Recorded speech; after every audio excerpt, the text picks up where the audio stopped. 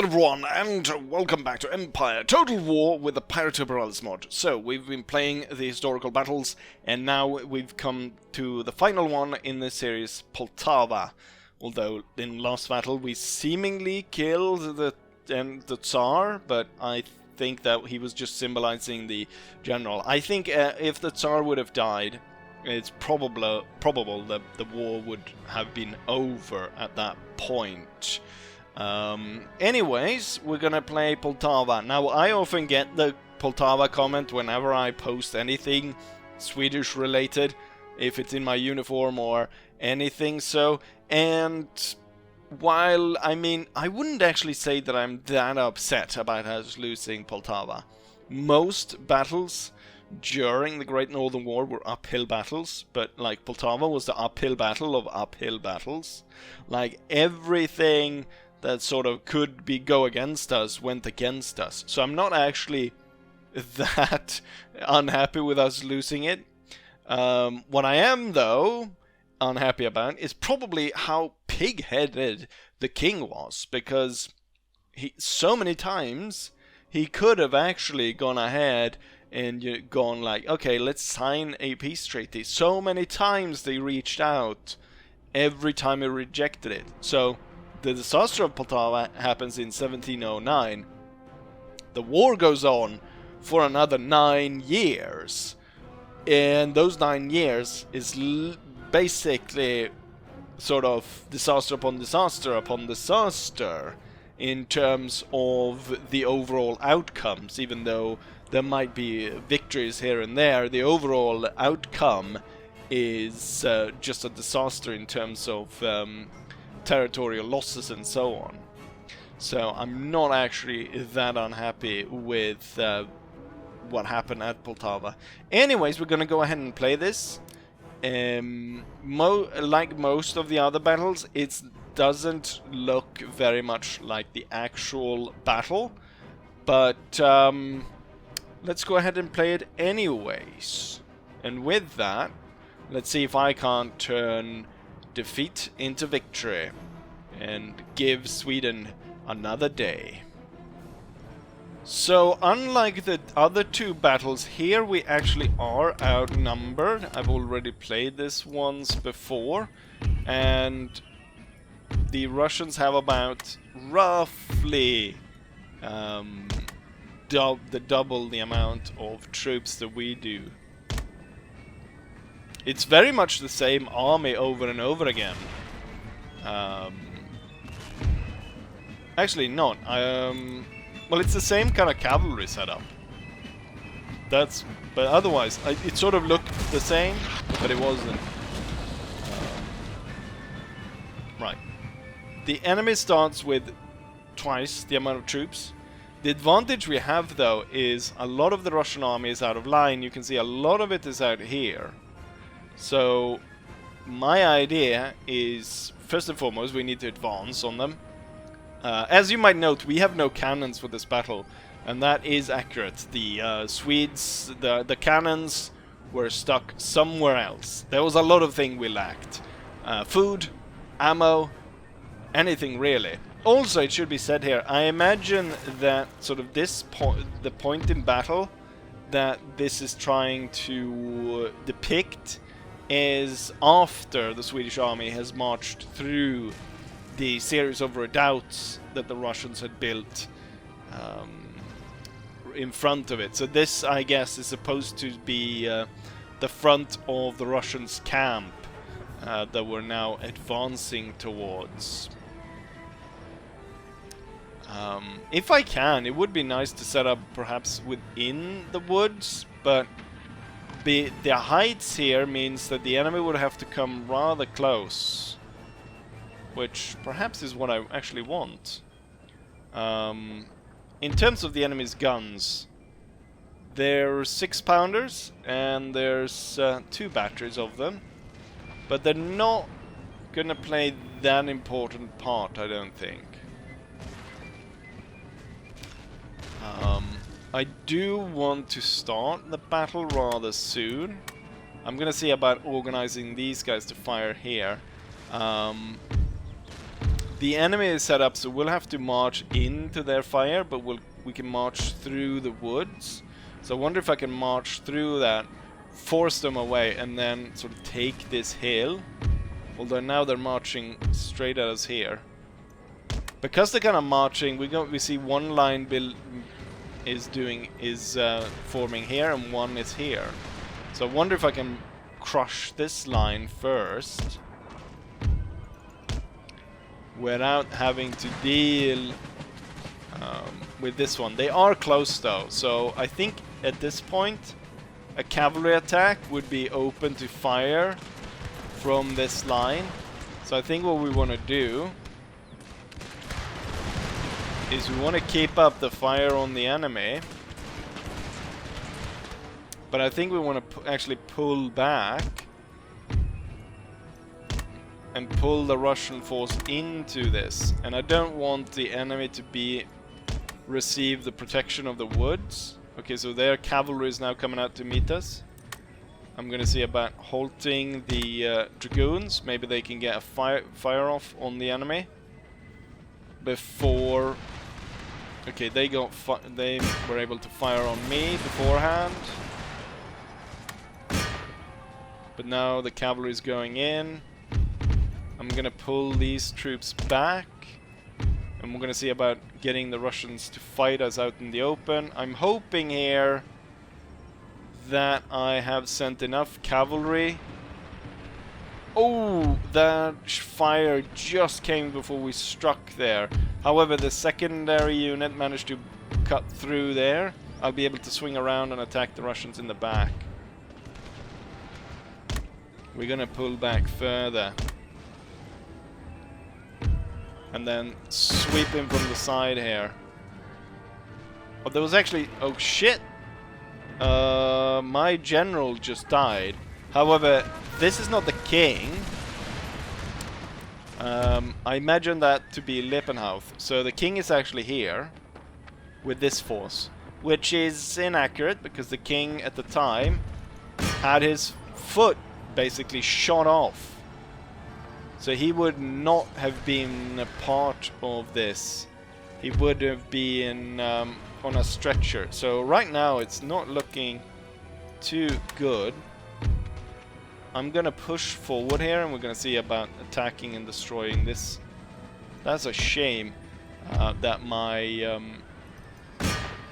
bloody general died, because that's gonna give an overall debuff to my army in terms of morale.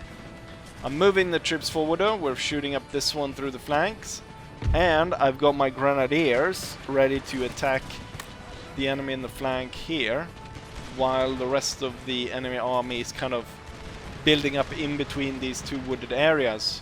Meanwhile, my cavalry units, even though the hardships they've gone through, just keeps cutting through all the enemy cavalry units.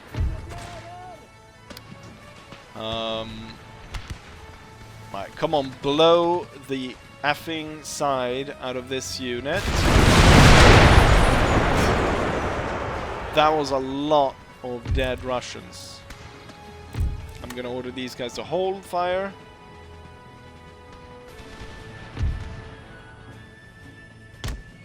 But then move forward just quickly here to attack. The grenadiers will follow through here. Oh, they're dismounting. They're dismounting their dragoons. Perfect. That'll be a lot easier for my cavalry. Although very tired at this point, it'll be a lot easier to defeat them. And my grenadiers work their way through that. That's pike squares. That would be perfect for my grenadiers to throw grenades at that.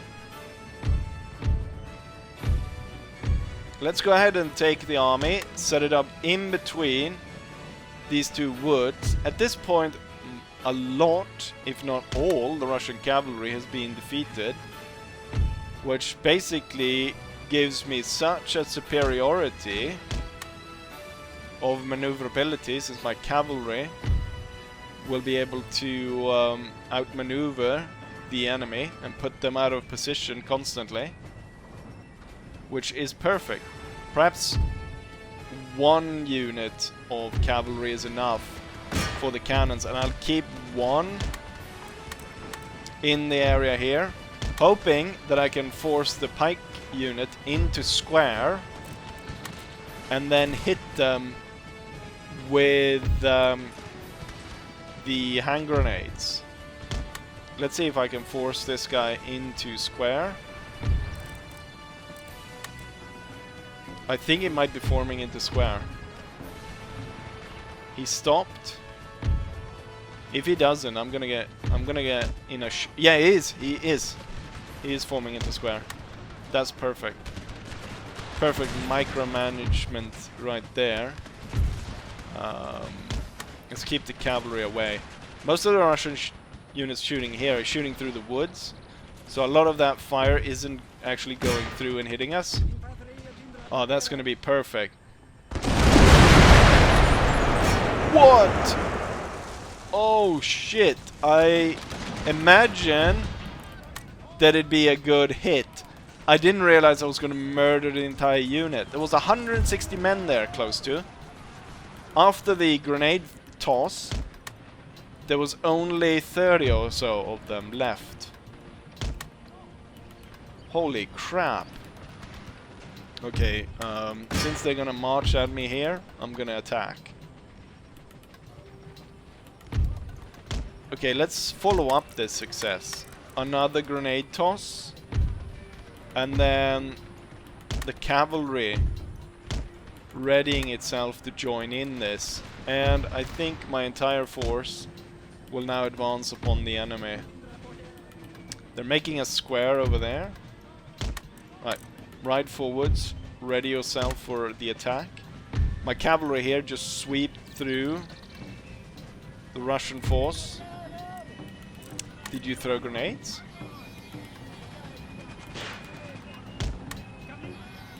The Russian... Oh yeah, you did actually. Lock them in place with a bayonet charge. Let's conduct... The enemy is meeting us in melee as well. Let's lock them in place with melee charges. And then crush them with the cavalry. I mean, holy shit. I've never had something like that. A grenade attack that was that good.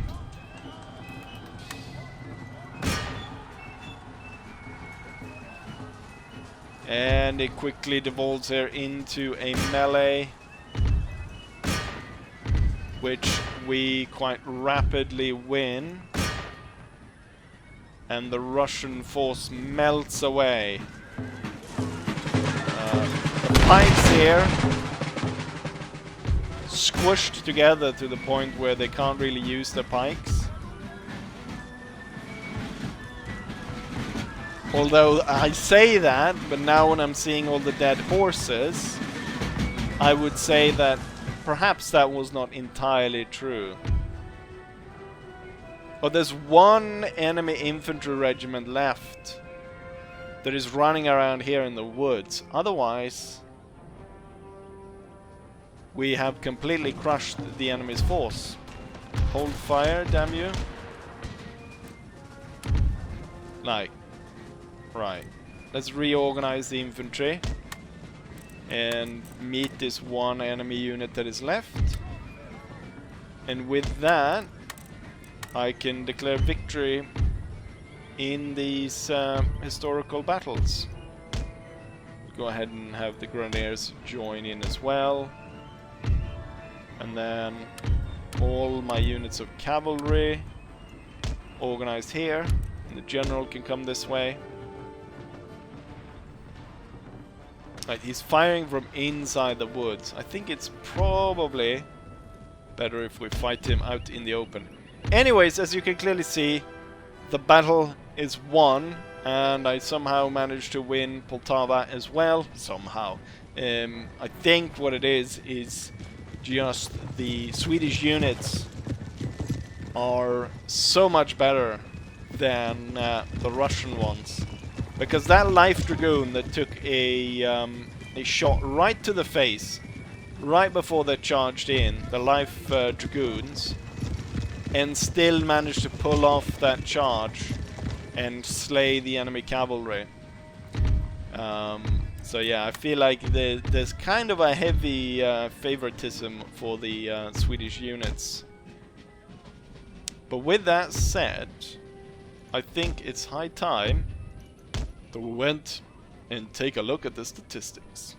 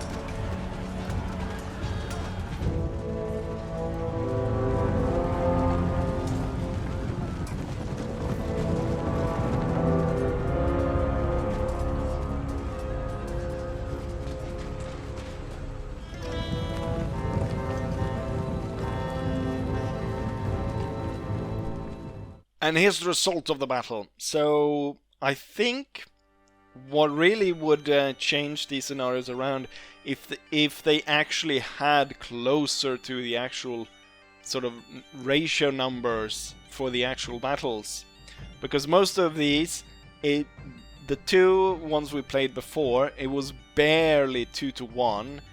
Here it is also like barely 2-to-1. They would have really needed 2,400 men for it to be 2-to-1, when in the actual battle it was more like 1-to-4. So they would have had to have like 4,800 men actually against my 1,200 to make it more in line with what the actual battle was like. And even then, I'm pretty sure that I could win, looking at what we managed to do just with this. But it would be harder, and it would be more in line with a proper scenario, a proper reenacting of Poltava. So we had 1,212 men, while the enemy had 2,268. We only lost 232 men, while the enemy lost 1,600 men. It seems like about 200 of those were friendly fires, while we inflicted about 60 friendly fires, roughly. No, I'm calculating that wrong. About 40 friendly fires. In terms of who killed what, I imagine the cavalry. Yeah, cavalry, I mean, charging into enemies over and over again. Such crazy statistics of this fight. I can't remember which fight it is. There's an actual historical account from one of these battles where Swedish cavalry is charging at Saxon cavalry, and they charge the Saxon cavalry, and then they ride back and regroup, and they charge them again, and they do that for I think like 6 or 7 times, and eventually the Saxon cavalry is sort of like, these guys, they're literally crazy. They're lining up for like an 8th time to charge us. I think it's time for us to go, and the Saxon cavalry sort of, yeah, time to leave, just because of the tenacity of the Swedish cavalry constantly just charging in at them. But yeah, here we can see the statistics of who did what. The enemy, or my general, of course, died. But I think he's just there to symbolize the actual commander of the battle, which I think was Slepenhauth, perhaps, was in charge. Another problem with the Battle of Poltava, the fact that the king wasn't there to lead it, and the 2 highest commander that was actually there to lead it hated each other. So another little bit of a uphill battles. Anyways, it's time to end this, so I'll be saying like I always say. Hopefully you guys enjoy this, and hopefully I'll see you guys for the next one. Bye!